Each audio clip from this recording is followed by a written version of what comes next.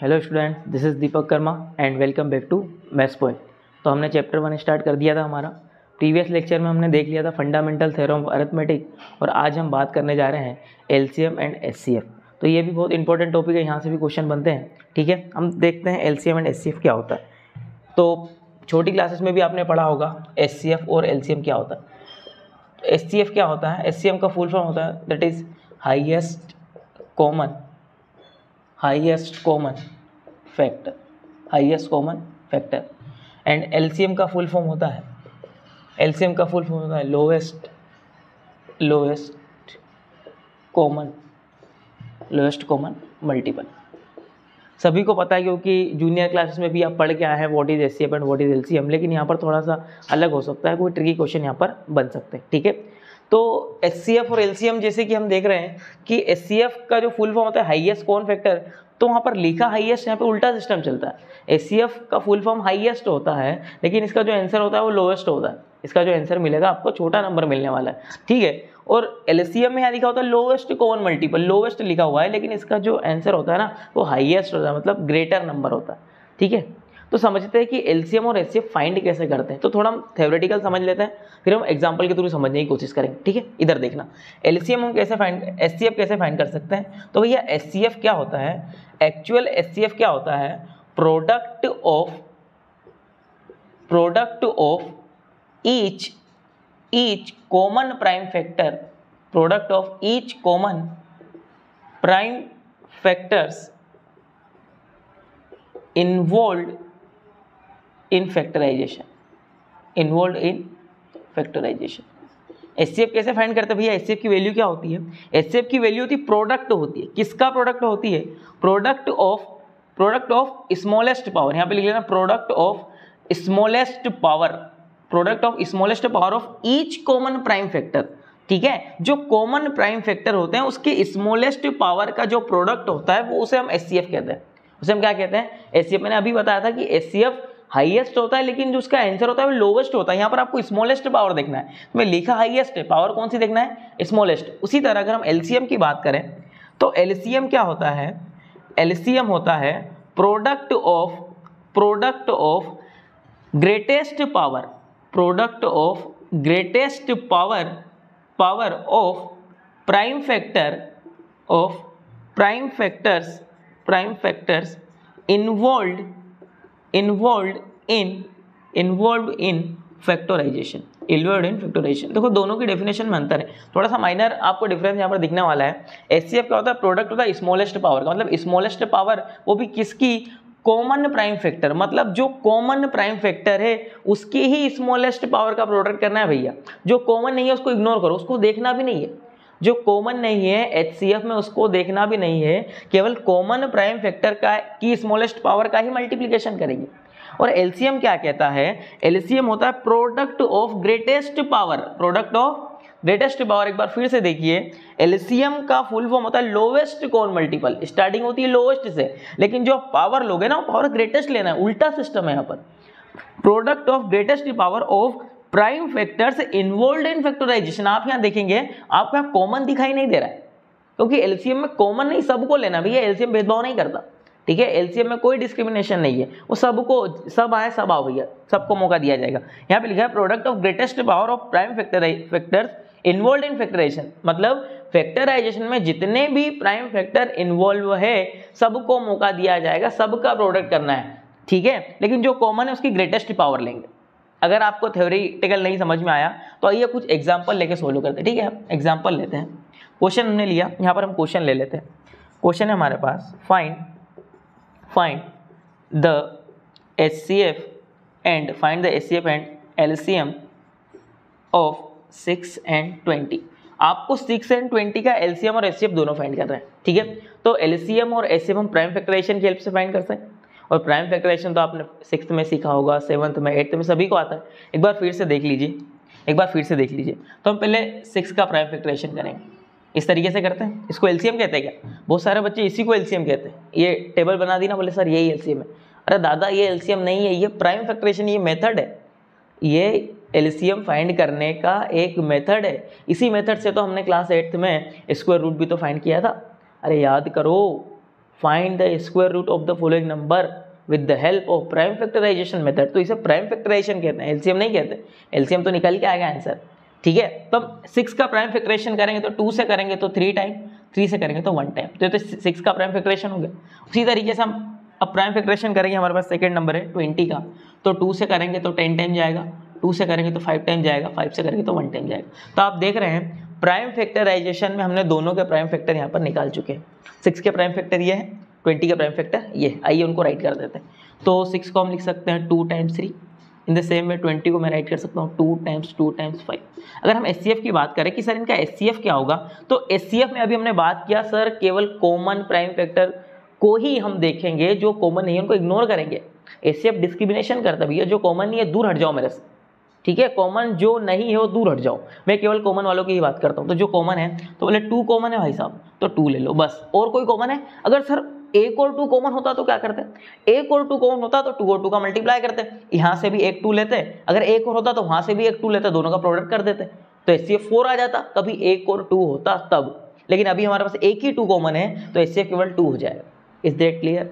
LCM समझाओ sir, LCM क्या होता है? एलसीएम देखो, एलसीएम क्या होता है अभी बताया। एलसीएम डिस्क्रिमिनेशन नहीं करता, ठीक है, वो सबको मौका देता है। सबको मौका देता मतलब बोले जो कॉमन है ना वो एक ही बार आएगा, जो कॉमन है वो एक ही बार आओ भैया, ठीक है। बोले हम कॉमन है हम एक ही बार आएंगे, बाकी बोले बाकी सब आ जाओ। बाकी 3 है 2 है 5 है, देखो 3 है 2 है 5 है, बाकी सब आ जाओ। 2 भी आ गया एक बार, 3 भी आ गया, 5 भी आ गया। ये जो 2 है ये कॉमन वाला है, ये जो 2 है जो सिंगल है, सिंगल आम आदमी पार्टी ये है, और 3 है 5 है, सबका मल्टीप्लाई कर देंगे क्योंकि ये भी प्रोडक्ट होता है। देखो एलसीएम भी क्या होता है? प्रोडक्ट ही तो होता है, product of greatest power of prime factors involved in factorization. Multiply करेंगे 2 2 जा 4, 4 3 जा 12, 12 5 जा 12 5 जा 60, तो एलसीएम हो गया हमारा 60, एचसीएफ हो गया हमारा 2।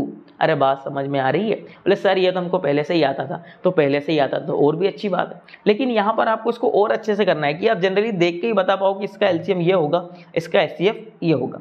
क्योंकि जब हम एमसीक्यू वाली क्लास करेंगे ना भैया, तो एमसीक्यू वाली क्लास में अभी तो छोटी क्लास में आपने केवल जो नंबर्स होते हैं, नंबर जो न्यूमेरिकल होते हैं, नंबर होते हैं, उनका ही एलसीएम एचसीएफ फाइंड किया है। लेकिन जब आप एमसीक्यू क्लास करोगे तब आपको वेरिएबल्स का भी एलसीएम एचसीएफ फाइंड करेंगे। अल्फाबेट का A square B and A cube B का एलसीएम बताओ, ए की पावर 3 बी की पावर 2 ए की पावर 4 बी की पावर 3 का एचसीएफ बताओ, तो आपको ये भी आना चाहिए। तो उस केस में आपको इसकी जरूरत पड़ेगी, ठीक है। अभी आपने जो 5th में एलसीएम एचसीएफ पढ़ा ना वो भी आसान है, दोनों सेम है, लेकिन कुछ तो डिफरेंस है ना भाई क्लास 5th और क्लास 10th में। अगर क्लास 5th और क्लास 10th में सेम कंटेंट आने लग जाता तो फिर क्या मतलब है? 10th वालों को 5th पढ़ा दो, 5th वालों को 10th पढ़ा दो, ठीक है। जब आप एमसीक्यू वाले क्वेश्चन करोगे ना तो आपको इसकी जरूरत पड़ेगी, ये जो मैंने डेफिनेशन लिखी है ना इसकी जरूरत पड़ने वाली है कि एचसीएफ फाइंड करना हो तो क्या करना होता है, प्रोडक्ट लेना होता है स्मॉलेस्ट पावर का, वो भी जो कॉमन है, जो कॉमन प्राइम फैक्टर है उसकी स्मॉलेस्ट पावर का प्रोडक्ट लिख दो, वो एचसीएफ हो जाएगा। और एलसीएम में आपको प्रोडक्ट लेना है इसका ग्रेटेस्ट पावर का, ग्रेटेस्ट पावर का एचसीएफ, और जो प्राइम फैक्टर इन्वॉल्व है उनको भी आपको इंक्लूड करना है। आई होप आपको एलसीएम और एचसीएफ समझ में आ गया होगा।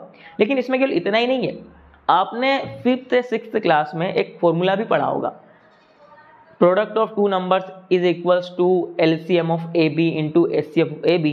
कुछ याद आ रहा है?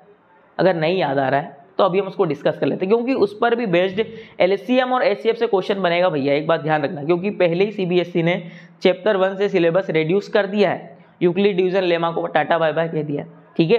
हमारे पास अब 2 ही टॉपिक बचे, 2 टॉपिक कौन से? टर्मिनेटिंग डेसिमल भी हटा दिया इस बार। हमारे पास 2 ही टॉपिक और 2 ही टॉपिक से क्वेश्चन बनेगा। पहला फंडामेंटल थ्योरम अरिथमेटिक, मतलब इसकी बात कर रहे हैं, फंडामेंटल थ्योरम अरिथमेटिक मतलब एक ही एक्सरसाइज में एलसीएम एचसीएफ वाले क्वेश्चन। और दूसरा है रिविजिटिंग इर्रेशनल नंबर, कि भैया आप √2 को इर्रेशनल नंबर प्रूव करो, √3 को इर्रेशनल नंबर प्रूव करो। तो 2 ही हमारे पास मेन टॉपिक बचे जहाँ से हम स्कोर कवर कर सकते हैं, एक तो ये वाला और एक रिविजिटिंग इर्रेशनल नंबर। तो इतना समझ में आ गया, ठीक है। इसको नोट कर लो, pause the video, note it down, इस कंटेंट को नोट कर लो, फिर हम आगे बात करते हैं, ठीक है। चलो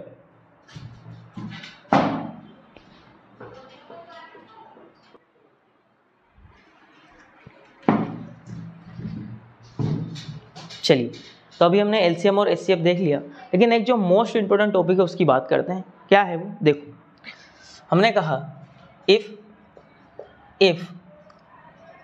ए and B are any 2 positive integer, यहाँ पर a और b कोई दो पॉजिटिव इंटीजर है भाई, a और b कोई दो पॉजिटिव इंटीजर है। तो सर तो क्या, तो देखो, तो a और b का जो प्रोडक्ट है, a और b का जो दो प्रोडक्ट है वो किसके इक्वल हो जाएगा, वो इक्वल हो जाएगा भाई LCM of a comma b into HCF of a comma b। बोले सर ये क्या लिख दिया, ये क्या लिख दिया, हमने कहा a और b कोई दो पॉजिटिव इंटीजर है, a और b कोई दो पॉजिटिव इंटीजर है, तो उनका जो प्रोडक्ट होता है ना, उनका प्रोडक्ट इक्वल होता है उनके एलसीएम और एचसीएफ के प्रोडक्ट के, उनके एलसीएम और एचसीएफ के प्रोडक्ट के इक्वल होता है। सर हम कैसे मान ले, हम कैसे मान ले कि सर ऐसा होता है, आइए मैं आपको प्रूफ करके बता दूं कैसे होता है। जैसे अभी हमने क्वेश्चन किया, क्या क्वेश्चन किया, हमें पता है अभी, सर हमारे पास क्वेश्चन है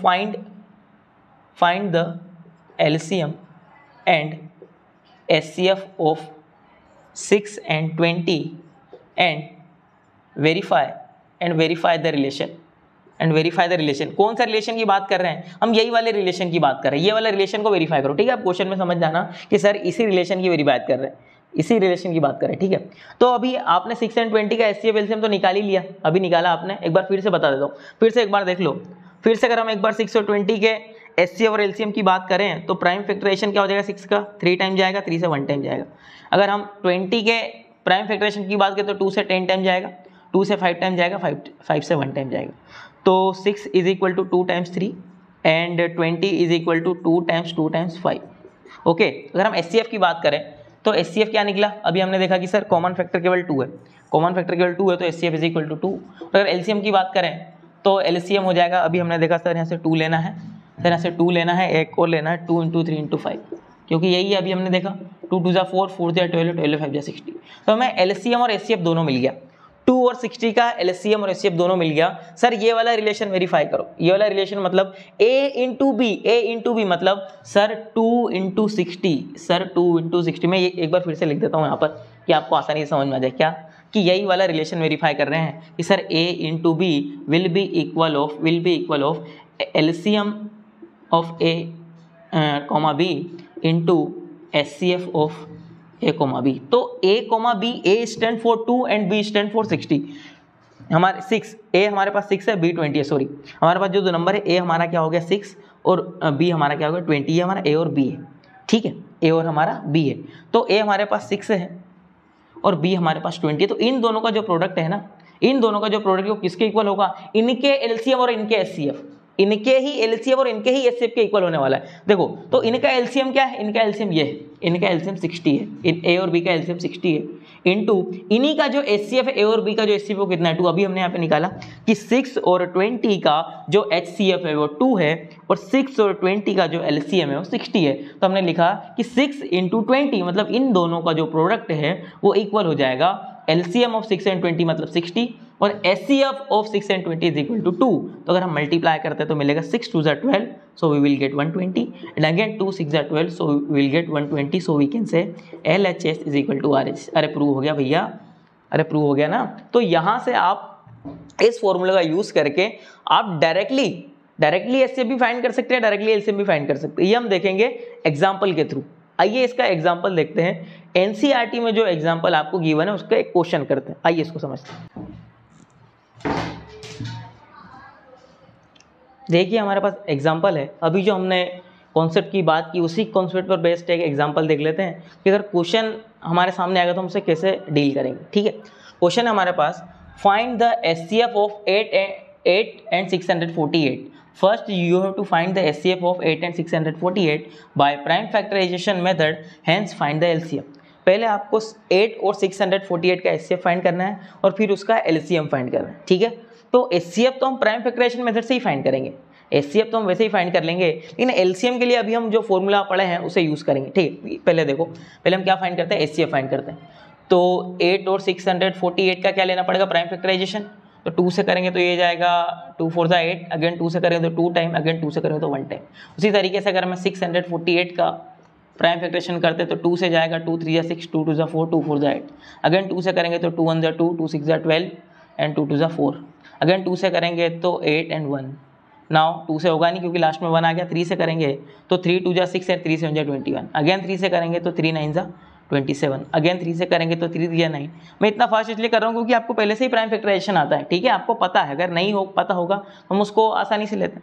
3 1 जा 3, तो ये 8 का प्राइम फैक्टराइजेशन होगा, ये 648 का हो गया। हम लिख लेते हैं इसको, 8 इज इक्वल टू लिखेंगे 2 टाइम्स 2 टाइम्स 2, तो मैं इसको लिख सकता हूँ 2⁻3। अरे लिख सकते हैं ना, 2 3 टाइम्स है तो। अगर 648 की बात करें तो इसको हम लिखेंगे 2 times 2 times 2 and 3 times 3 times 3 times 3। तो अगर मैं फाइनल इसको लिख सकता हूँ 2⁻3 एंड 3⁻4। तो अगर हम SCF की बात करें, अगर हम इसकी SCF की बात करें तो SCF की अभी हमने क्या बात करी, SCF किसे कहेंगे कि सर SCF फाइंड करेंगे तो केवल कॉमन फैक्टर को ही देखेंगे, ठीक है, बाकी सबको इग्नोर करना है, देखना ही नहीं है। तो हम यहाँ क्या बात करें कि सर 2⁻3 को देख लो, बस 2⁻3 को देख लो, क्योंकि दोनों सेम पावर है। SCF में स्मॉलेस्ट पावर को ही देखते हैं, पर स्मॉलेस्ट की तो बात ही नहीं है ना, क्योंकि दोनों सेम है, ठीक है। अब 3⁻4 को इग्नोर करो क्योंकि बात HCF की हो रही है सर, ठीक है। SCF में डिस्क्रिमिनेशन है, भेदभाव करता है, जो कॉमन है उसको ही लेता है। तो SCF हो जाएगा 2⁻3 और 2⁻3 को मैं लिख सकता हूँ 8। तो भैया SCF क्या आ गया 8, ठीक है सर। लेकिन उसने तो कहा है कि LCM भी फाइंड करो, तो फिर कौन इसका LCM करे, फिर मल्टीप्लाई करे। मुझे ज़्यादा यहाँ पर समस्या लग रही है, मैं मल्टीप्लाई नहीं करना चाहता। तो फिर क्या करेंगे सर, हमारे पास एक फॉर्मूला है ना, क्या फॉर्मूला है कि सर हमारे पास फॉर्मूला है A into B is equal to SCF of A comma B into LCM of A comma B. ये हमारे पास है, ठीक है। A और B क्या है, यहाँ पर A और B हमारे पास नंबर है 8 और 6, ये हमारा A और B है, ये हमारा A है, ये हमारा B है, ठीक है। तो अगर मैं इसको यहाँ पर अप्लाई करता हूँ तो मैं लिखूंगा 8 इंटू 6 48, ये लिखूंगा। और SCF ऑफ A और B अभी निकाला ना, SCF अभी निकाला 8, तो मैं इसकी जगह लिख दूंगा 8। और LCM, सर हमें LCM तो पता ही नहीं, LCM तो फाइंड करना है सर LCM तो फाइंड करना है ना, ये हमने LCM की प्लेस पर LCM पुट कर दिया। तो इक्वेशन से आपको याद आ रहा है, आप क्लास 10th के स्टूडेंट हो, अगर मुझे यहाँ पर LCM की वैल्यू फाइंड करना है तो 8 इधर मल्टीप्लिकेशन में है, ट्रांसफर होकर इधर डिवाइड में आएगा कि नहीं आएगा। अरे क्लास 8th में लीनियर इक्वेशन पढ़ा है, नहीं पढ़ा। अननोन वेरिएबल की वैल्यू फाइंड करना है तो अगर मल्टीप्लाई में तो डिवाइड में आएगा, तो 8 इंटू 6 48/8 अगर ये डिवाइड में आ जाएगा तो इधर क्या बचेगा LCM। तो इसे मैं 648 से क्यों कैंसिल करूँगा, सीधे 8 से 8 कैंसिल कर दूंगा। सो LCM कितना आ जाएगा, LCM will be 648, that is our answer. अरे सवाल समझ में आया, क्वेश्चन समझ में आया कि किस तरीके से हम इस फॉर्मूला का यूज़ कर सकते हैं। सर क्या हम इससे SCF भी फाइंड कर सकते हैं, बिल्कुल। यदि किसी क्वेश्चन में आपको LCM गिवन है, 2 नंबर गिवन है और उनका LCM गिवन है और पूछ लिया what will be the SCF of the following number, तो आप डायरेक्ट ये वाला फॉर्मूला अप्लाई करो और यहाँ से SCF निकाल लो। अरे यहाँ से SCF निकाल लो, ठीक है। तो आप और प्रैक्टिस करें, क्योंकि एक क्वेश्चन समझने से क्वेश्चन आपको सवाल समझ में नहीं आएगा, ना ही कंसेप्ट समझ में आएगा। सिमिलर क्वेश्चन आप NCERT से करो, NCERT एग्जाम्पलर से करो, क्योंकि NCERT एग्जाम्पलर में बहुत ऐसे क्वेश्चन हैं जो आपको बोर्ड में पूछे जाएंगे, तो आप वहीं से प्रैक्टिस करो, ठीक है। RD शर्मा से प्रैक्टिस करो, तो जितनी आप प्रैक्टिस करोगे ना उतना आपका कॉन्सेप्ट क्लियर होगा, ठीक है। तो इतनी प्रैक्टिस करके रखना। Pause the video, note it down, इसको नोट कर लो पूरा, ठीक है। आगे हम बात करेंगे नेक्स्ट वीडियो में हमारा रिविजिटिंग इरेशनल नंबर, ठीक है, जो कि मोस्ट इंपॉर्टेंट टॉपिक है इस चैप्टर में, क्योंकि 2 ही हमारे पास टॉपिक बचे हैं, तो 2 ही में से क्वेश्चन बनेगा। तो नेक्स्ट वीडियो जरूर देखिएगा, रिविजिटिंग इरेशनल नंबर, ठीक है। That's it, thank you.